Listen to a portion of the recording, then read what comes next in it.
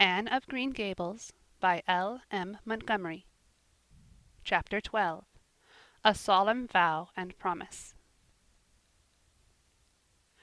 It was not until the next Friday that Marilla heard the story of the flower-wreathed hat. She came home from Mrs. Lynde's and called Anne to account. "Anne, Mrs. Rachel says you went to church last Sunday with your hat rigged out ridiculous with roses and buttercups. What on earth put you up to such a caper? A pretty-looking object you must have been." "Oh, I know pink and yellow aren't becoming to me," began Anne. "Becoming fiddlesticks! It was putting flowers on your hat at all, no matter what color they were, that was ridiculous. You are the most aggravating child." "I don't see why it's any more ridiculous to wear flowers on your hat than on your dress," protested Anne. "Lots of little girls there had bouquets pinned on their dresses. What's the difference?" Marilla was not to be drawn from the safe concrete into dubious paths of the abstract. "Don't answer me back like that, Anne. It was very silly of you to do such a thing. Never let me catch you at such a trick again. Mrs. Rachel says she thought she would sink through the floor when she saw you come in all rigged out like that. She couldn't get near enough to tell you to take them off till it was too late. She says people talked about it something dreadful. Of course they would think I had no better sense than to let you go decked out like that." "Oh, I'm so sorry," said Anne, tears welling into her eyes. "I never thought you'd mind. The roses and buttercups were so sweet and pretty I thought they'd look lovely on my hat. Lots of the little girls had artificial flowers on their hats. I'm afraid I'm going to be a dreadful trial to you. Maybe you'd better send me back to the asylum." "That would be terrible. I don't think I could endure it. Most likely I would go into consumption. I'm so thin as it is, you see. But that would be better than being a trial to you." "Nonsense," said Marilla, vexed at herself for having made the child cry. "I don't want to send you back to the asylum, I'm sure. All I want is that you should behave like other little girls and not make yourself ridiculous. Don't cry any more. I've got some news for you. Diana Barry came home this afternoon. I'm going up to see if I can borrow a skirt pattern from Mrs. Barry, and if you like, you can come with me and get acquainted with Diana." Anne rose to her feet, with clasped hands, the tears still glistening on her cheeks. The dish towel she had been hemming slipped unheeded to the floor. "Oh, Marilla, I'm frightened. Now that it has come, I'm actually frightened. What if she shouldn't like me? It would be the most tragical disappointment of my life." "Now, don't get into a fluster. And I do wish you wouldn't use such long words. It sounds so funny in a little girl. I guess Diana'll like you well enough. It's her mother you've got to reckon with. If she doesn't like you, it won't matter how much Diana does. If she has heard about your outburst to Mrs. Lynde and going to church with buttercups round your hat, I don't know what she'll think of you. You must be polite and well behaved, and don't make any of your startling speeches. For pity's sake, if the child isn't actually trembling." Anne was trembling. Her face was pale and tense. "Oh, Marilla, you'd be excited too if you were going to meet a little girl you hoped to be your bosom friend and whose mother mightn't like you," she said as she hastened to get her hat. They went over to Orchard Slope by the short cut across the brook and up the firry hill grove. Mrs. Barry came to the kitchen door in answer to Marilla's knock. She was a tall, black-eyed, black-haired woman, with a very resolute mouth. She had the reputation of being very strict with her children. "How do you do, Marilla?" she said cordially. "Come in. And this is the little girl you have adopted, I suppose?" "Yes, this is Anne Shirley," said Marilla. "Spelled with an E," gasped Anne, who, tremulous and excited as she was determined there should be no misunderstanding on that important point. Mrs. Barry, not hearing or not comprehending, merely shook hands and said kindly, "How are you?" "I am well in body, although considerable rumpled up in spirit, thank you, ma'am," said Anne gravely. Then aside to Marilla in an audible whisper, "There wasn't anything startling in that, was there, Marilla?" Diana was sitting on the sofa, reading a book which she dropped when the callers entered. She was a very pretty little girl, with her mother's black eyes and hair, and rosy cheeks, and the merry expression which was her inheritance from her father. "This is my little girl Diana," said Mrs. Barry. "Diana, you might take Anne out into the garden and show her your flowers. It will be better for you than straining your eyes over that book. She reads entirely too much." This to Marilla as the little girls went out. "And I can't prevent her, for her father aids and abets her. She's always poring over a book. I'm glad she has the prospect of a playmate. Perhaps it will take her more out of doors. Outside in the garden, which was full of mellow sunset light streaming through the dark old firs to the west of it, stood Anne and Diana, gazing bashfully at each other over a clump of gorgeous tiger lilies. The berry garden was a bowery wilderness of flowers which would have delighted Anne's heart at any time less fraught with destiny. It was encircled by huge old willows and tall firs, beneath which flourished flowers that loved the shade. Prim, right-angled paths neatly bordered with clamshells intersected it like moist red ribbons, and in the beds between, old-fashioned flowers ran riot. There were rosy bleeding hearts and great splendid crimson peonies, white fragrant narcissi and thorny sweet Scotch roses, pink and blue and white columbines and lilac-tinted bouncing bets, clumps of southernwood and ribbon-grass and mint, purple Adam and Eve, daffodils, and masses of sweet clover, white with its delicate, fragrant, feathery sprays, scarlet lightning that shot its fiery lances over prim white musk-flowers. A garden it was where sunshine lingered and bees hummed, and winds, beguiled into loitering, purred and rustled. "Oh, Diana," said Anne at last, clasping her hands and speaking almost in a whisper, "oh, do you think you can like me a little? Enough to be my bosom friend?" Diana laughed. Diana always laughed before she spoke. "Why, I guess so," she said frankly. "I'm awfully glad you've come to live at Green Gables. It will be jolly to have somebody to play with. There isn't any other girl who lives near enough to play with, and I've no sisters big enough." "Will you swear to be my friend forever and ever?" demanded Anne eagerly. Diana looked shocked. "Why, it's dreadfully wicked to swear," she said rebukingly. "Oh, no, not my kind of swearing. There are two kinds, you know." "I never heard of but one kind," said Diana doubtfully. "There really is another. Oh, it isn't wicked at all. It just means vowing and promising solemnly." "Well, I don't mind doing that," agreed Diana, relieved. "How do you do it?" "We must join hands, so," said Anne gravely. "It ought to be over running water. We'll just imagine this path is running water. I'll repeat the oath first.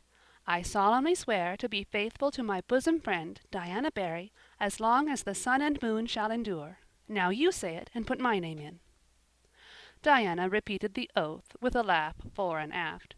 Then she said, "You're a queer girl, Anne. I heard before that you were queer, but I believe I'm going to like you real well." When Marilla and Anne went home, Diana went with them as far as the log bridge. The two little girls walked with their arms about each other. At the brook they parted with many promises to spend the next afternoon together. "Well, did you find Diana a kindred spirit?" asked Marilla as they went up through the garden of Green Gables. "Oh, yes," sighed Anne, blissfully unconscious of any sarcasm on Marilla's part. "Oh, Marilla, I'm the happiest girl on Prince Edward Island this very moment. I assure you I'll say my prayers with a right good will tonight. Diana and I are going to build a playhouse in Mr. William Bell's birch grove tomorrow. Can I have those broken pieces of china that are out in the woodshed? Diana's birthday is in February and mine is in March. Don't you think that is a very strange coincidence? Diana is going to lend me a book to read. She says it's perfectly splendid and tremendously exciting. She's going to show me a place back in the woods where rice lilies grow. Don't you think Diana has got very soulful eyes? I wish I had soulful eyes. Diana is going to teach me to sing a song called Nellie in the Hazel Dell. She's going to give me a picture to put up in my room. It's a perfectly beautiful picture, she says. A lovely lady in a pale blue silk dress. A sewing machine agent gave it to her. I wish I had something to give Diana. I'm an inch taller than Diana, but she is ever so much fatter. She says she'd like to be thin because it's so much more graceful. But I'm afraid she only said it to soothe my feelings. We're going to the shore some day to gather shells. We have agreed to call the spring down by the log bridge the Dryad's Bubble. Isn't that a perfectly elegant name? I read a story once about a spring called that. A dryad is a sort of grown-up fairy, I think." "Well, all I hope is you won't talk Diana to death," said Marilla. "But remember this in all your planning, Anne. You're not going to play all the time, nor most of it. You'll have your work to do, and it'll have to be done first." Anne's cup of happiness was full, and Matthew caused it to overflow. He had just got home from a trip to the store at Carmody, and he sheepishly produced a small parcel from his pocket and handed it to Anne, with a deprecatory look at Marilla. "I heard you say you liked chocolate sweeties, so I got you some," he said. "Humph," sniffed Marilla. "It'll ruin her teeth and stomach. There, there, child, don't look so dismal. You can eat those, since Matthew has gone and got them. He'd better have brought you peppermints. They're wholesomer. Don't sicken yourself eating them all at once now." "Oh, no, indeed I won't," said Anne eagerly. "I'll just eat one tonight, Marilla, and I can give Diana half of them, can't I? The other half will taste twice as sweet to me if I give some to her. It's delightful to think I have something to give her." "I will say it for the child," said Marilla when Anne had gone to her gable. "She isn't stingy. I'm glad, for of all faults I detest stinginess in a child. Dear me, it's only 3 weeks since she came, and it seems as if she'd been here always. I can't imagine the place without her. Now, don't be looking I told you so, Matthew. That's bad enough in a woman, but it isn't to be endured in a man. I'm perfectly willing to own up that I'm glad I consented to keep the child, and that I'm getting fond of her, but don't you rub it in, Matthew Cuthbert." End of chapter 12. Chapter 13. The Delights of Anticipation. "It's time Anne was in to do her sewing," said Marilla, glancing at the clock and then out into the yellow August afternoon where everything drowsed in the heat. "She stayed playing with Diana more than half an hour more'n I gave her leave to, and now she's perched out there on the woodpile talking to Matthew, 19 to the dozen, when she knows perfectly well she ought to be at her work. And of course he's listening to her like a perfect ninny. I never saw such an infatuated man. The more she talks and the odder the things she says, the more he's delighted evidently. Anne Shirley, you come right in here this minute, do you hear me?" A series of staccato taps on the west window brought Anne flying in from the yard, eyes shining, cheeks faintly flushed with pink, unbraided hair streaming behind her in a torrent of brightness. "Oh, Marilla," she exclaimed breathlessly, "there's going to be a Sunday school picnic next week in Mr. Harmon Andrews' field right near the Lake of Shining Waters, and Mrs. Superintendent Bell and Mrs. Rachel Lynde are going to make ice cream. Think of it, Marilla, ice cream! And oh, Marilla, can I go to it?" "Just look at the clock, if you please, Anne. What time did I tell you to come in?" 2 o'clock. But isn't it splendid about the picnic, Marilla? Please can I go? Oh, I've never been to a picnic. I've dreamed of picnics, but I've never—" "Yes, I told you to come at 2 o'clock, and it's 2:45. I'd like to know why you didn't obey me, Anne." "Why, I meant to, Marilla, as much as could be, but you have no idea how fascinating Idlewild is, and then, of course, I had to tell Matthew about the picnic. Matthew was such a sympathetic listener. Please can I go?" "You'll have to learn to resist the fascination of idle whatever you call it. When I tell you to come in at a certain time, I mean that time, and not half an hour later. And you needn't stop to discourse with sympathetic listeners on your way, either. As for the picnic, of course you can go. You're a Sunday school scholar, and it's not likely I'd refuse to let you go when all the other little girls are going." But, faltered Anne, "Diana says that everybody must take a basket of things to eat. I can't cook, as you know, Marilla, and I don't mind going to a picnic without puffed sleeves so much, but I'd feel terribly humiliated if I had to go without a basket. It's been preying on my mind ever since Diana told me." "Well, it needn't prey any longer. I'll bake you a basket." "Oh, you dear good Marilla. Oh, you are so kind to me. Oh, I'm so much obliged to you." Getting through with her ohs, Anne cast herself into Marilla's arms and rapturously kissed her sallow cheek. It was the first time in her whole life that childish lips had voluntarily touched Marilla's face. Again that sudden sensation of startling sweetness thrilled her. She was secretly vastly pleased at Anne's impulsive caress, which was probably the reason why she said brusquely, "There, there, never mind your kissing nonsense. I'd sooner see you doing strictly as you're told. As for cooking, I mean to begin giving you lessons in that some of these days. But you're so feather-brained, Anne, I've been waiting to see if you'd sober down a little and learn to be steady before I begin. You've got to keep your wits about you in cooking and not stop in the middle of things to let your thoughts rove all over creation. Now, get out your patchwork and have your square done before tea-time." "I do not like patchwork," said Anne dolefully, hunting out her work-basket and sitting down before a little heap of red and white diamonds with a sigh. I think some kinds of sewing would be nice, but there's no scope for imagination in patchwork. It's just one little seam after another, and you never seem to be getting anywhere. But of course I'd rather be Anne of Green Gables sewing patchwork than Anne of any other place with nothing to do but play. I wish time went as quick sewing patches as it does when I'm playing with Diana, though. Oh, we do have such elegant times, Marilla. I have to furnish most of the imagination, but I'm well able to do that. Diana is simply perfect in every other way.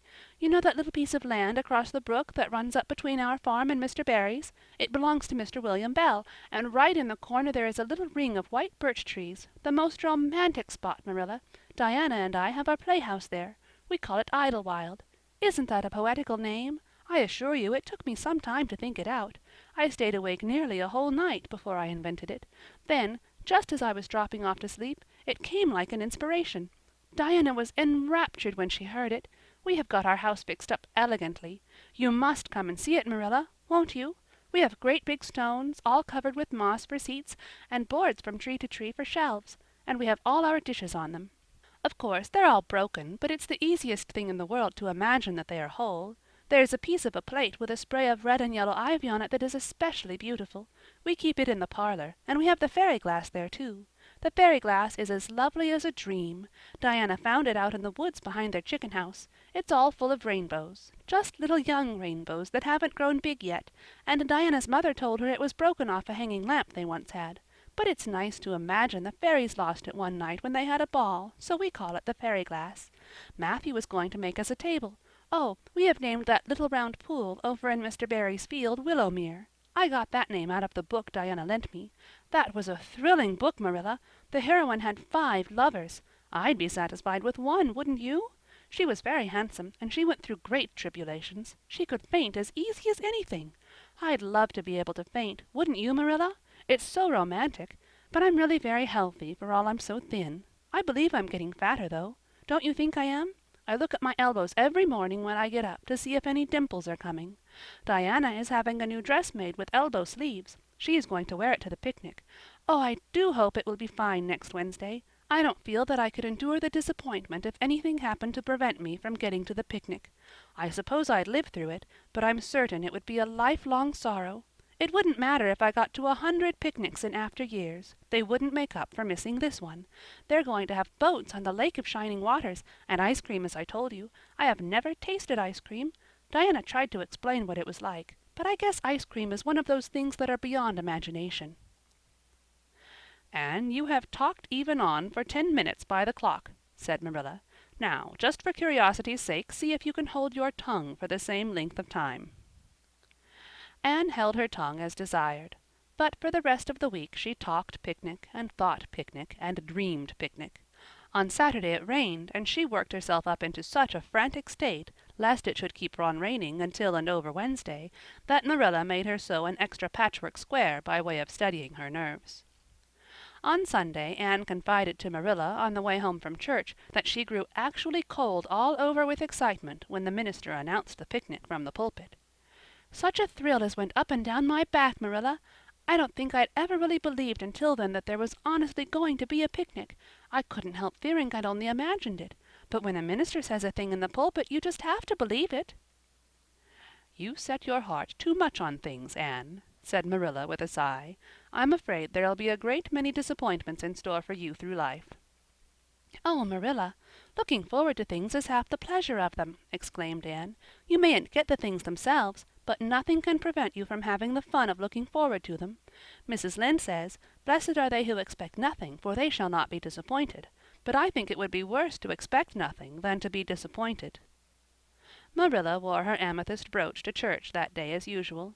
Marilla always wore her amethyst brooch to church. She would have thought it rather sacrilegious to leave it off, as bad as forgetting her Bible or her collection dime. That amethyst brooch was Marilla's most treasured possession. A seafaring uncle had given it to her mother, who in turn had bequeathed it to Marilla. It was an old-fashioned oval, containing a braid of her mother's hair, surrounded by a border of very fine amethysts. Marilla knew too little about precious stones to realize how fine the amethysts actually were, but she thought them very beautiful, and was always pleasantly conscious of their violet shimmer at her throat, above her good brown satin dress, even although she could not see it. Anne had been smitten with delighted admiration when she first saw that brooch. "Oh, Marilla, it's a perfectly elegant brooch. I don't know how you can pay attention to the sermon or the prayers when you have it on. I couldn't, I know.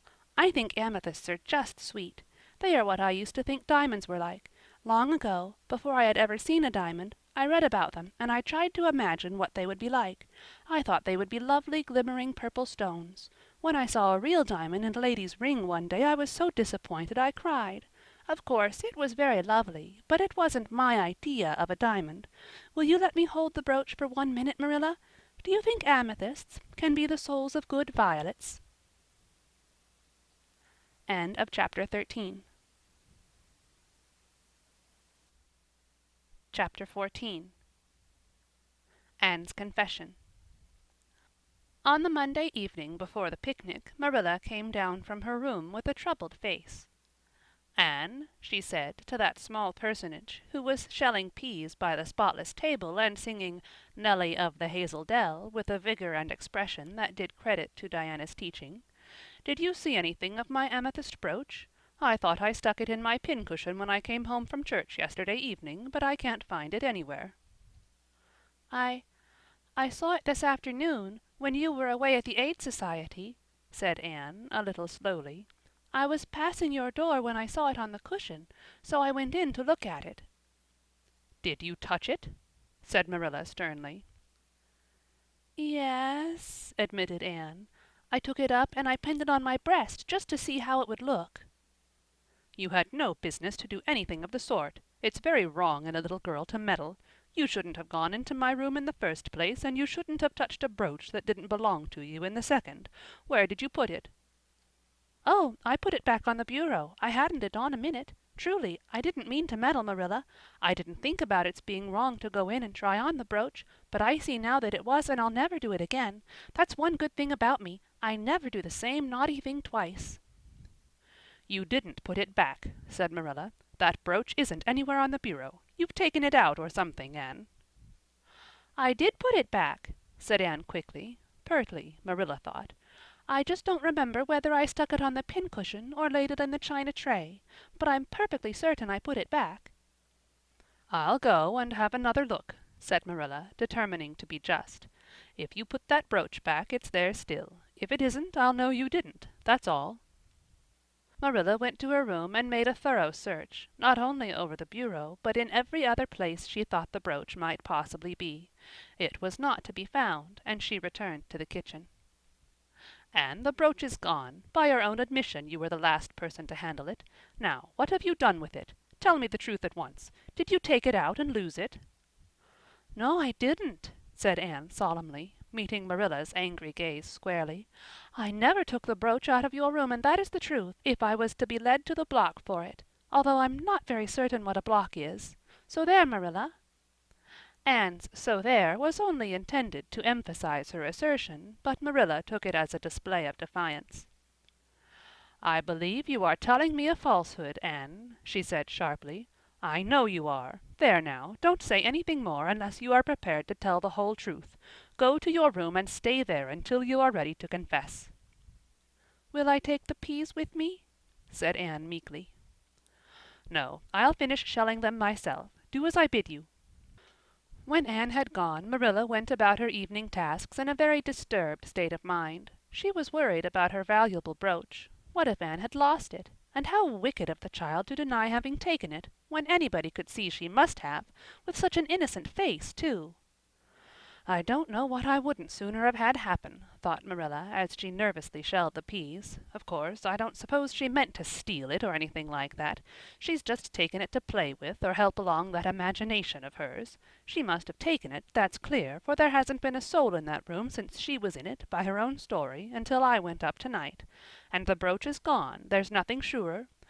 I suppose she has lost it and is afraid to own up for fear she'll be punished. It's a dreadful thing to think she tells falsehoods. It's a far worse thing than her fit of temper.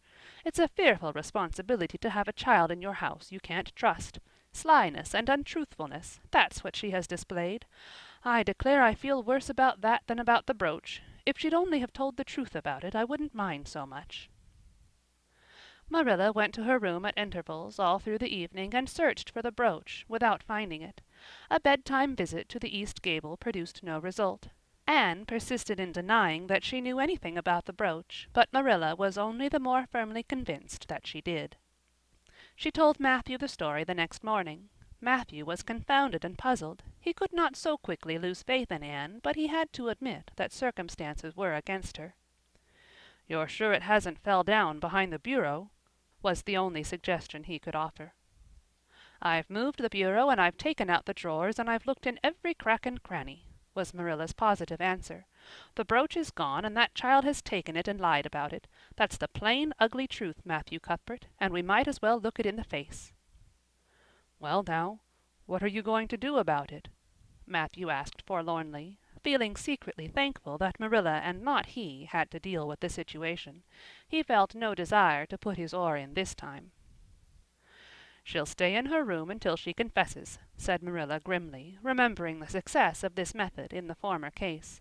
"Then we'll see. Perhaps we'll be able to find the brooch if she'll only tell where she took it, but in any case she'll have to be severely punished, Matthew." "Well now, you'll have to punish her," said Matthew, reaching for his hat. "I've nothing to do with it, remember. You warned me off yourself." Marilla felt deserted by everyone. She could not even go to Mrs. Lynde for advice. She went up to the east gable with a very serious face, and left it with a face more serious still. Anne steadfastly refused to confess. She persisted in asserting that she had not taken the brooch. The child had evidently been crying, and Marilla felt a pang of pity which she sternly repressed. By night she was, as she expressed it, beat out. "You'll stay in this room until you confess, Anne. You can make up your mind to that," she said firmly. "But the picnic is tomorrow, Marilla," cried Anne. "You won't keep me from going to that, will you? You'll just let me out for the afternoon, won't you? Then I'll stay here as long as you like afterwards cheerfully, but I must go to the picnic." "You'll not go to picnics nor anywhere else until you've confessed, Anne." "Oh, Marilla!" gasped Anne. But Marilla had gone out and shut the door. Wednesday morning dawned as bright and fair as if expressly made to order for the picnic. Birds sang around Green Gables. The Madonna lilies in the garden sent out whiffs of perfume that entered in on viewless winds at every door and window, and wandered through halls and rooms like spirits of benediction. The birches in the hollow waved joyful hands as if watching for Anne's usual morning greeting from the east gable. But Anne was not at her window. When Marilla took her breakfast up to her, she found the child sitting primly on her bed, pale and resolute, with tight-shut lips and gleaming eyes. "Marilla, I'm ready to confess." "Ah!" Marilla laid down her tray. Once again her method had succeeded, but her success was very bitter to her. "Let me hear what you have to say then, Anne." "I took the amethyst brooch," said Anne, as if repeating a lesson she had learned. "I took it, just as you said. I didn't mean to take it when I went in. But it did look so beautiful, Marilla, when I pinned it on my breast, that I was overcome by an irresistible temptation. I imagined how perfectly thrilling it would be to take it to Idlewild and play I was the Lady Cordelia Fitzgerald. It would be so much easier to imagine I was the Lady Cordelia if I had a real amethyst brooch on. Diana and I make necklaces of roseberries, but what are roseberries compared to amethysts? So I took the brooch. I thought I could put it back before you came home. I went all the way around by the road to lengthen out the time. When I was going over the bridge across the Lake of Shining Waters, I took the brooch off to have another look at it. Oh, how it did shine in the sunlight! And then, when I was leaning over the bridge, it just slipped through my fingers, so, and went down, down, down, all purply sparkling, and sank forevermore beneath the Lake of Shining Waters. And that's the best I can do at confessing, Marilla." Marilla felt hot anger surge up into her heart again. This child had taken and lost her treasured amethyst brooch and now sat there calmly reciting the details thereof without the least apparent compunction or repentance. "Anne, this is terrible," she said, trying to speak calmly. "You are the very wickedest girl I ever heard of." "Yes, I suppose I am," agreed Anne tranquilly, "and I know I'll have to be punished. It'll be your duty to punish me, Marilla. Won't you please get it over right off, because I'd like to go to the picnic with nothing on my mind." "Picnic indeed! You'll go to no picnic today, Anne Shirley. That shall be your punishment, and it isn't half severe enough either for what you've done." "Not go to the picnic!" Anne sprang to her feet and clutched Marilla's hand. "But you promised me I might. Oh, Marilla, I must go to the picnic. That was why I confessed. Punish me any way you like but that. Oh, Marilla, please, please let me go to the picnic. Think of the ice cream. For anything you know, I may never have a chance to taste ice cream again." Marilla disengaged Anne's clinging hands stonily. "You needn't plead, Anne. You are not going to the picnic, and that's final. No, not a word." Anne realized that Marilla was not to be moved. She clasped her hands together, gave a piercing shriek, and then flung herself face downward on the bed, crying and writhing in an utter abandonment of disappointment and despair. "For the land's sake!" gasped Marilla, hastening from the room. "I believe the child is crazy. No child in her senses would behave as she does. If she isn't, she's utterly bad. Oh dear, I'm afraid Rachel was right from the first, but I've put my hand to the plow and I won't look back." That was a dismal morning. Marilla worked fiercely and scrubbed the porch floor and the dairy shelves when she could find nothing else to do. Neither the shelves nor the porch needed it, but Marilla did. Then she went out and raked the yard. When dinner was ready, she went to the stairs and called Anne. A tear-stained face appeared, looking tragically over the banisters. "Come down to your dinner, Anne." "I don't want any dinner, Marilla," said Anne sobbingly. "I couldn't eat anything. My heart is broken. You'll feel remorse of conscience some day, I expect, for breaking it, Marilla, but I forgive you.